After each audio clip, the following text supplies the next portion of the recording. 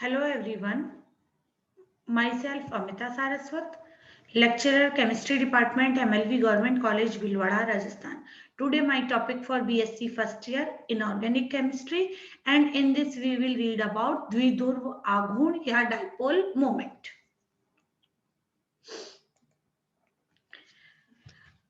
द्विपरमाणु कणों में विद्यमान बंध उनमें उपस्थित परमाणु की विद्युत ऋणता पर निर्भर करता है। एक जैसे परमाणुओं के मध्य बनने वाला बंध सहसंयोजक बंध होता है, जिसमें दो परमाणु एक इलेक्ट्रॉन युग्म का साझा करते हैं। क्लोरीन और हाइड्रोजन से बनने वाला अगर HCl अणु होता है जैसे कि, तो उसमें अगर उनके मध्य विद्युत ऋणता का अंतर बहुत अधिक हो, जैसे तो 1.7 से अधिक हो, तो वो बंध आयनिक हो जाता है। एक जैसे बंध अगर अणु होंगे तो वो बनने वाला बंध सहसंयोजक होगा, जैसे क्लोरीन का अणु।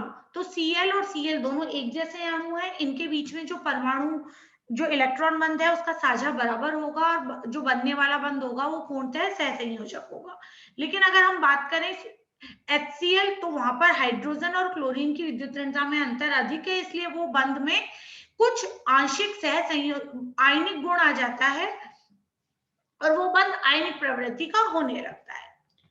इसी को जांचने के लिए द्विध्रुव आघूर्ण की वो की गई। यदि इलेक्ट्रॉन युग्म अणु के ठीक मध्य में उपस्थित है, जैसा कि समनाभिक द्विपरमाणु अणु में होता है, तो इन अणुओं के मध्य जो बंध होगा वो अध्रुवीय सहसंयोजी होगा, मतलब नॉन पोलर होगा, और अणु भी अध्रुवीय होता है। अध्रुवीय अणु में क्या होता है कि जो विद्युत आवेश है वो दोनों परमाणुओं पर समान रूप से वितरित होता है। इसमें विद्युत ऋणता का अंतर नगण्य होता है।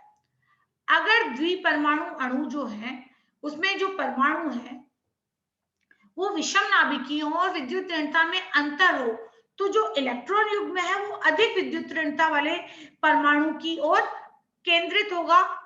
जैसे कि हम HCl की बात करें तो HCl में हाइड्रोजन की तुलना में क्लोरीन की विद्युत ऋणता अधिक है, तो इस अणु में इलेक्ट्रॉन युग्म हाइड्रोजन की अपेक्षा क्लोरीन के समीप होगा और विद्युत आवेश जो आवेश है वो असमान रूप से वितरित होगा। जब एक सहसंयोजक बंध दो असमान मतलब विषम नाभिक परमाणुओं के मध्य होगा, तो इलेक्ट्रॉन घनत्व उस परमाणु पर अधिक होता है जिसकी की विद्युत ऋणता अधिक होती है।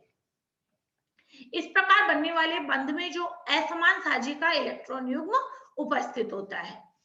अतः अणु जिसमें विद्युत आवेश का वितरण असमान होता है वो उसमें उपस्थित बंध ध्रुवीय सहसंयोजी बंध कहलाता है। जैसे कि अगर हम HCl की बात करें तो हाइड्रोजन और क्लोरीन के बीच में जो बंध है वो जो उसका जो साझे का इलेक्ट्रॉन है वो क्लोरीन की ओर अधिक होगा। यहाँ पर जो हाइड्रोजन है उस पर डेल्टा प्लस चार्ज आ जाता है और जो Cl अणु है उस पर डेल्टा नेगेटिव चार्ज आ जाता है। और यहाँ पर ये जो तीर का निशान है ये द्विध्रुव आघूर्ण की दिशा को बताता है। द्विपरमाणु अणुओं में ध्रुवण की मात्रा दोनों परमाणु के मध्य विद्युत ऋणता के अंतर पर निर्भर करती है। जितना अधिक विद्युत ऋणता में अंतर होगा सहसंयोजक बंध में उतनी ही अधिक द्विध्रुव प्रवृत्ति आ जाएगी या ध्रुवीय प्रवृत्ति आ जाती है। अणु की ध्रुवण की मात्रा द्विध्रुव द्वारा प्रकट की जाती है, जिसे कि हम म्यू से दर्शाते हैं। जो द्विध्रुव आघूर्ण है उसका जो सिंबल होता है वो म्यू होता है। किसी ध्रुवीय अणु के दोनों ध्रुवों के बीच की दूरी मतलब अंतरनाभिकीय दूरी और एक ध्रुव के आवेश के गुणनफल को द्विध्रुव आघूर्ण कहा जाता है। तो जो म्यू है वो is equal to Q into R है, जहां Q है बंधित परमाणुओं में से किसी पर जो आंशिक आवेश आ जाता है उसकी मात्रा, और R जो है अंतरनाभिकीय दूरी। और द्विध्रुव आघूर्ण का जो मात्रक है या इसकी इकाई है वो डिबाई के द्वारा दर्शाई जाती है। इसे D के द्वारा प्रदर्शित करते हैं। एक डिबाई का मान 10 to the power -18 centimetre ESU या 10 to the power 10 angstrom ESU होता है। जो द्विध्रुव आघूर्ण है वो एक सदिश मात्रा है और इसे अणु के धनात्मक सिरे से ऋणात्मक सिरे की ओर तीर के निशान से दर्शाया जाता है। जैसे कि हम HCl में दर्शा चुके हैं, HF की अंतरनाभिकीय दूरी जो है वो 97.7 पिकोमीटर और हाइड्रोजन पर आवेश की मात्रा 4.8 इंटू 10⁻⁻10 ESU है। तो इसका मान जो होगा वो mu is equal to Q into R, तो वो 4.8 इंटू 10⁻⁻10 और R जो है वो 97.7 पिकोमीटर है, तो पिकोमीटर 10⁻⁻12 होता है। तो 4.8 इंटू 10⁻⁻10 इंटू 91.7 इंटू 10⁻⁻10, तो इसका मान होगा 4.4 इंटू 10⁻18 सेंटीमीटर ESU, या इसे हम दर्शा सकते हैं 4.4, क्योंकि 10⁻18 सेंटीमीटर ESU को हम B से दर्शाते हैं, तो इसके लिए म्यू का मान होगा 4.4 डिबाई। द्विपरमाणु कणों में एक ही सहसंयोजक बंध होता है, उनमें जो द्विध्रुव परिकलित करने के लिए वह एक सहसंयोजक बंध के लिए होता है और उसे बंध आघूर्ण कहते हैं। एक द्विपरमाणु कणों में एक ही बंध होगा और अणु के द्विध्रुव आघूर्ण व बंध आघूर्ण का मान बराबर होता है। लेकिन जैसे कि बहुपरमाणु कणु CCl4 NH3CO2 में जो द्विध्रुव आघूर्ण होता है वो समस्त बंधों के बंध आघूर्ण का सदिश योग का परिणाम होता है।